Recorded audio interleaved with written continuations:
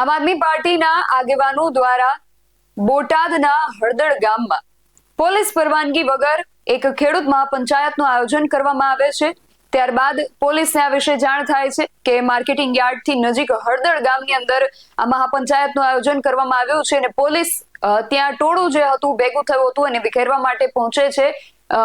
Police પર પથ્થરમારો કરવામાં આવે છે। ત્યાં એકત્રિત થયેલા લોકોને વિખેરવા માટે પોલીસ લાઠીચાર્જ કરે છે, ટીયર ગેસના સેલ છોડે છે અને આ દરમિયાન આમ આદમી પાર્ટીના જે આગેવાન નેતાઓની આગેવાની હેઠળ આ મહાપંચાયતનું આયોજન કરવામાં આવ્યું હતું એ ત્યાંથી ભાગી છૂટે છે। ત્યારબાદ અત્યાર સુધી ફરાર રહેલા આમ આદમી પાર્ટીના આગેવાન નેતાઓ રાજુ કરપડા અને પ્રવીણ રામની આજે અમદાવાદથી ધરપકડ કરવામાં આવી છે। શું છે સમગ્ર વિગત જાણીએ આ અહેવાલમાં। જય હિન્દ। BSI TV ન્યૂઝ પર આપની સાથે હું છું નિધિ ગઢવી। આમ આદમી પાર્ટીના જે આગેવાન નેતાઓની આગેવાની હેઠળ બોટાદના માર્કેટિંગ યાર્ડમાં કડદા પ્રથાને લઈને વિરોધ ચાલી રહ્યો હતો એવા આમ આદમી પાર્ટીના કિસાન નેતા રાજુ કરપડા અને એમની સાથે આજે પ્રવીણ રામ આ બંને નેતાઓની અમદાવાદથી ધરપકડ કરવામાં આવી છે। બોટાદમાં જ્યારે બોટાદના માર્કેટિંગ યાર્ડથી નજીક આવેલા હળદળ ગામમાં એમના દ્વારા કિસાન મહાપંચાયતનું આયોજન કરવામાં આવ્યું જેની પોલીસ દ્વારા પરવાનગી નથી આપવામાં આવી। એટલા માટે આ બંને જે નેતાઓ હતા એ ઘટના સ્થળેથી ફરાર થઈ ગયા હતા અને અત્યાર સુધી એ લોકો પોલીસ ચોપડે ફરાર હતા અને આજે જ્યારે આમ આદમી પાર્ટી દ્વારા એમના જે અમદાવાદ કાર્યાલય છે ત્યાં આ બોટાદની જે ઘટના હતી તેને લઈને ધરણા પ્રદર્શન કરવામાં આવી રહ્યું છે ત્યારે આ બંને નેતાઓ પણ ત્યાં પહોંચ્યા હતા। એમને ખબર જ હતી કે અમે ત્યાં પહોંચીશું એટલે પોલીસ દ્વારા અમારી ધરપકડ કરવામાં આવશે। એટલા માટે એ લોકો જેલમાં જાય એ પહેલા પણ એમણે ગુજરાતની જનતાને અને ખેડૂતોને સંદેશ આપ્યો છે અને એ બાદ જ્યારે અમદાવાદના કાર્યાલય ખાતે પહોંચે છે ત્યારે ત્યાં પોલીસ દ્વારા ચુસ્ત બંદોબસ્ત ગોઠવવામાં જ આવ્યો હતો ને જેવા એ લોકો ત્યાં પહોંચે છે એમની ધરપકડ કરવામાં આવે છે। સૌથી પહેલા તો એ લોકો જેલમાં જતા પહેલા શું સંદેશો પાઠવ્યો છે એ સાંભળીએ ને ત્યારબાદ ધરપકડના જે દ્રશ્યો સામે આવ્યા છે તેના પર પણ કરીએ એક નજર। જય કિસાન દોસ્તો, હું આપનો ભાઈ રાજુ કરપડા। કડદો બંધ કરાવવામાં નિષ્ફળ ગયેલી સરકાર ખેડૂતોનો અવાજ બંધ કરવાની કોશિશ કરી રહી છે। બોટાદની અંદર કડદા પ્રથા બંધ કરાવવા માટે સ્વયંભૂ જ્યારે ખેડૂતો બહાર નીકળ્યા, ગુજરાતના તમામ માર્કેટિંગ યાર્ડમાં જે ખેડૂતો લૂંટાઈ રહ્યા છે એના અવાજની ક્રાંતિની શરૂઆત બોટાદમાંથી જ્યારે થઈ ત્યારે ખરેખર કડદો કરનારા લોકો પર કાર્યવાહી કરવાની જગ્યાએ ક્યાંક ને ક્યાંક અવાજ ઉઠાવનાર લોકો પર કાર્યવાહી થઈ। ક્યાંક ને ક્યાંક ખેડૂત આગેવાન અને ખેડૂતોનો અવાજ દબાવવા માટે જુઠ્ઠા કેસમાં ફસાવાનું ષડયંત્ર થયું। આપ સૌને વિનંતી કરું છું કે ગુજરાતના ખેડૂતોને દેવામાંથી બહાર કાઢવા માટે જે તમામ જગ્યાએ માર્કેટિંગ યાર્ડમાં ખેડૂત લૂંટાઈ રહ્યો છે એની સામે અવાજ ઉઠાવવાની શરૂઆત બોટાદથી થઈ છે। એટલે કે વર્ષો પછી ગુજરાતમાં એક ક્રાંતિની શરૂઆત થઈ છે। આ ક્રાંતિને અમે લોકો બંને ભાઈઓ જેલમાં ગયા પછી પણ તમે દરેક ગામ સુધી, દરેક ઘર સુધી પહોંચાડજો દોસ્તો। જેલમાંથી ક્યારે છૂટશું એ ખબર નથી, પણ ખુશી એ વાતની છે કે મારા ખેડૂતો માટે લડાઈ લડતા લડતા આજે હું અને ભાઈ પ્રવીણભાઈ રામ જેલમાં જઈ રહ્યા છીએ। આવનાર સમય એટલે ટૂંક સમયમાં દીપાવલી આવી રહી છે। મારા પરિવારને, મારા ખેડૂત પરિવારને એડવાન્સમાં દીપાવલીની ખૂબ ખૂબ શુભકામનાઓ પાઠવું છું। જ્યાં સુધી જેલમાંથી બહાર નહીં આવીએ ત્યાં સુધી અમારી લડાઈ ચાલુ રહેશે।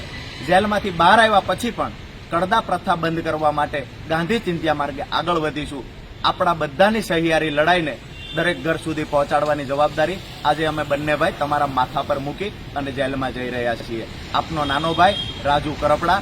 આપ સૌને મારા જય કિસાન, રામ રામ। નમસ્કાર મિત્રો, જય જવાન, જય કિસાન। વર્ષોથી ગુજરાતમાં ખેડૂતોની દયનીય પરિસ્થિતિ છે। યાર્ડમાં ખેડૂતોનું કોઈ સાંભળતું નથી, ખેડૂતોને પોષણક્ષમ ભાવ મળતા નથી।